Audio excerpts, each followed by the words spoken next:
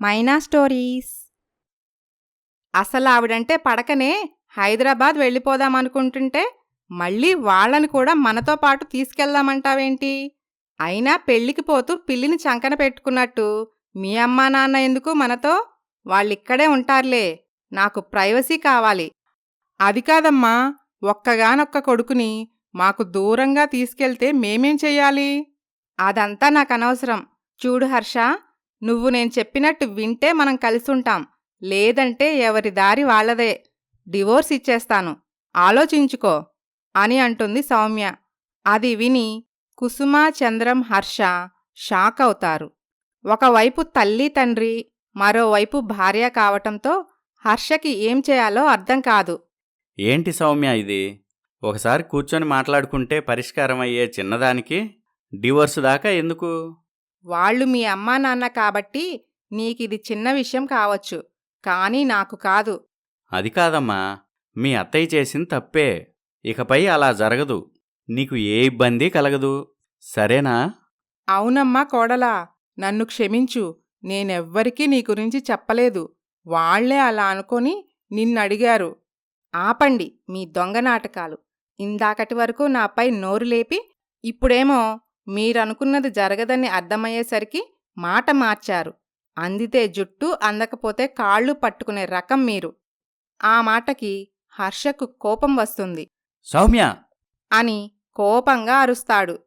Alright, మనం కోర్టులో కలుద్దాం అని సూట్కేస్ తీసుకొని పుట్టింటికి వెళ్ళిపోతుంది సౌమ్య. ఇదేంటే సూట్కేస్తో సహా వచ్చావు? తెగతెంపులు చేసుకున్నప్పుడు ఇంకెలా వస్తారు అసలేమైందమ్మా? అని అడుగుతాడు సౌమ్య తండ్రి.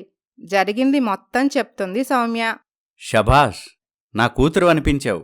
అలాంటి వాళ్ళకి ఇలాగే చెయ్యాలి. వాళ్ళకి బాగా బుద్ధి చెప్పావమ్మా. థ్యాంక్స్ నాన్నా. ఏమయ్యో, వాళ్లకి బుద్ధి చెప్పటం మాట అలా ఉంచండి. మనమ్మాయి జీవితం గురించి ఆలోచించారా? మనమ్మాయి జీవితానికి వచ్చిన డోకా ఏమీ లేదు. మనం లేమా ఏంటి?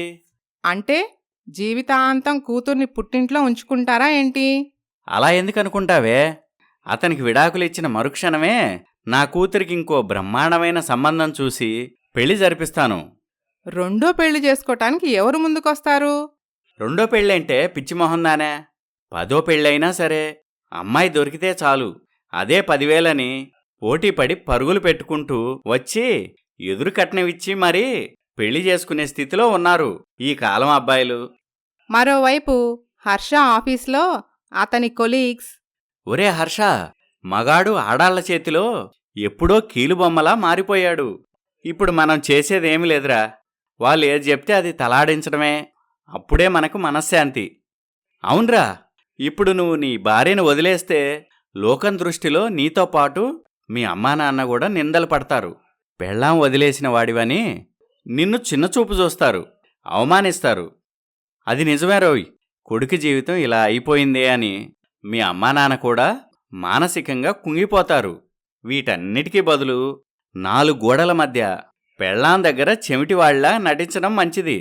అప్పుడు కన్నవాళ్లు సంతోషంగా ఉంటారు. మనకి సమాజంలో కాస్తో కూస్తో గౌరవం కూడా ఉంటుంది. ఇదేంట్రా, మగాడి బతుకు ఇంత దిగజారిపోయిందా? ఏం చేస్తావురా? అయినా దాని గురించి ఆలోచించడం మన టైం వేస్టు.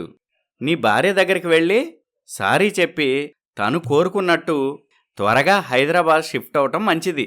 సరేరా, అలాగే చేస్తాను అని అంటాడు హర్ష. ఊరి బయట మర్రిచెట్టు దగ్గర సౌమ్యని కలుస్తాడు హర్ష. ఏంటి, ఇక్కడికి రమ్మని పిలిచావు? మా ఇంటికి రావటానికి నీకు మొహం చెల్లటం లేదా? అబ్బే, అలా అని కాదు. ఇక్కడైతే మన ఇద్దరమే ఉంటాం కదా, ప్రశాంతంగా మాట్లాడుకోవచ్చని. నాకు తెలుసులే, మా అమ్మా నాన్న అడిగే మాటలకి సమాధానం చెప్పలేక ఇలా చేశావని. సరే, నువ్వేదైనా అనుకో, నాకే ఇబ్బంది లేదు. నువ్వు కావాలనే నీకోసం వచ్చాను. నువ్వు కోరుకున్నట్టే మనం హైదరాబాద్కి షిఫ్ట్ అవుదాం, సరేనా? సౌమ్య భర్తపై విజయ గర్వంతో తల ఎగరవేస్తూ, ఇప్పటికైనా అర్థమైందా మీ మగాళ్ల దుస్థితి? మాకు ఎదురు తిరిగితే నష్టపోయేది మీరే అర్థమైంది అని ఓటమిని ఒప్పుకున్నట్టు తలదించుకుంటాడు హర్ష. భార్యతో సహా హైదరాబాద్కి షిఫ్ట్ అవుతాడు. వాళ్లతో పాటు సౌమ్య తల్లిదండ్రి కూడా వస్తారు. అనుకున్నది సాధించావు తల్లి.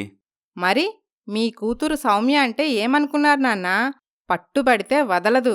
నీ కాపురం ఏమైపోతుందోనని భయపడ్డాను. పోనీలే, దేవుడి దయవల్ల అంతా మంచే జరిగింది. నీకు మీ అత్తపోరు వదిలింది. దేవుడి దయవల్ల కాదమ్మా, నా తెలివితేటల వల్ల అని అంటుంది సౌమ్య. ఆమె తల్లిదండ్రులు అక్కడ ఉన్నన్ని రోజులు సౌమ్య చాలా సంతోషంగా ఉంటుంది. వాళ్ళకి నచ్చినవన్నీ చేసి పెడుతుంది. వాళ్ళని బాగా చూసుకుంటుంది. అలా కొద్ది రోజులు గడుస్తాయి. ఓ రోజు కుసుమ చంద్రంతో, ఏమయ్యా, ఏంటే? కొడుకుని కోడల్ని చూడాలనిపిస్తుంది. ఓసారి వెళ్ళి చూసొద్దాం. ఇప్పుడా? వద్దులేవే. కోడలు మనల్ని చూస్తేనే మండిపడుతుంది. ప్రశాంతంగా ఉన్న మన అబ్బాయి కాపురంలో మళ్ళీ లేనిపోని గొడవలు మొదలవుతాయి. అలా ఏం కాదులేవయ్యా, నేను జాగ్రత్తగా ఉంటానుగా. కోడలితో ఎటువంటి గొడవ పెట్టుకోను. ఒప్పుకోవయ్యా సరే, అలాగే వెళ్దాంలే అని కొడుక్కి ఫోన్ చేసి విషయం చెప్తాడు. హర్ష సౌమ్యని తీసుకుని రెస్టారెంట్కి వెళ్తాడు. ఏంటి సడన్గా ఇక్కడికి తీసుకొచ్చారు? ఏమి లేదు, ఈరోజు సరదాగా నీతో డిన్నర్ చేయాలనిపిస్తుంది అని ఇద్దరూ తింటూ ఉంటారు. హర్ష తడబడుతూ, నీకో విషయం చెప్పాలి సౌమ్య. ఏంటది? మా అమ్మా నాన్న మనల్ని చూడాలని హైదరాబాద్ రావాలనుకుంటున్నారు. ఆ మాట వినపడగానే సౌమ్య తినటం ఆపేసి కోపంతో హర్షవైపు చూస్తుంది. అది నీకిష్టమైతేనే, లేకపోతే లేదు అని తనని కూల్చేస్తాడు. నాకిష్టం లేదు అని నిర్మోహమాటంగా చెప్తుంది సౌమ్య. సరే సరే, వాళ్ళకి వద్దని చెప్తాన్లే. నువ్విప్పుడు హ్యాపీగా భోజనం అని సిచ్యువేషన్ని డైవర్ట్ చేస్తాడు.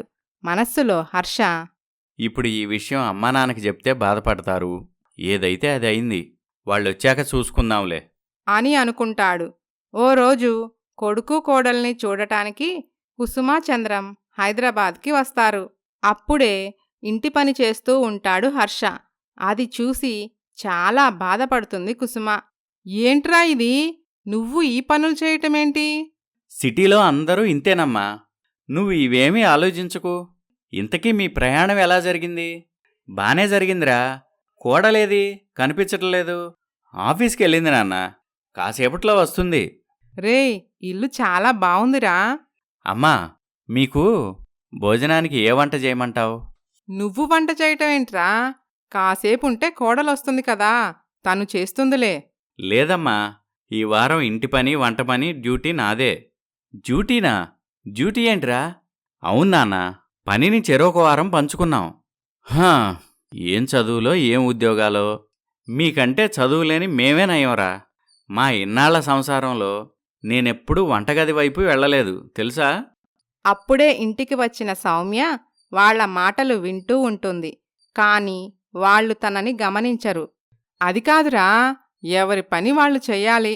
మగవాడి పని బయటికెళ్ళి సంపాదించుకురావటం, ఆడవాళ్ల పని ఇంటి పని వంట పని చేయటం.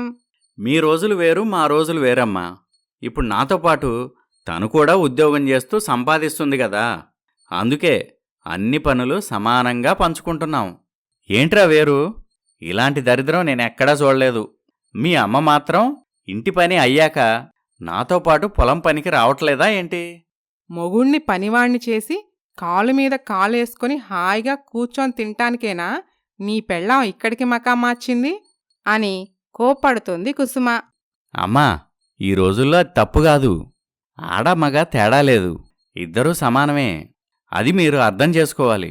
తనని మీరు తప్పుగా చూడటం మానేయండి అని పక్కకి తిరిగి అక్కడ సౌమ్య ఉండటం చూసి తత్తరపడతాడు. సౌమ్య, నువ్వొచ్చి ఎంతసేపయింది? సౌమ్య ఏమీ మాట్లాడకుండా తలుపు విసిరికొట్టి కోపంగా బయటికి వెళ్ళిపోతుంది. వెనకాలే హర్ష పరిగెడతాడు. ఆ తర్వాత ఏం జరిగిందో వచ్చే భాగంలో చూద్దాం. Please subscribe Maina stories.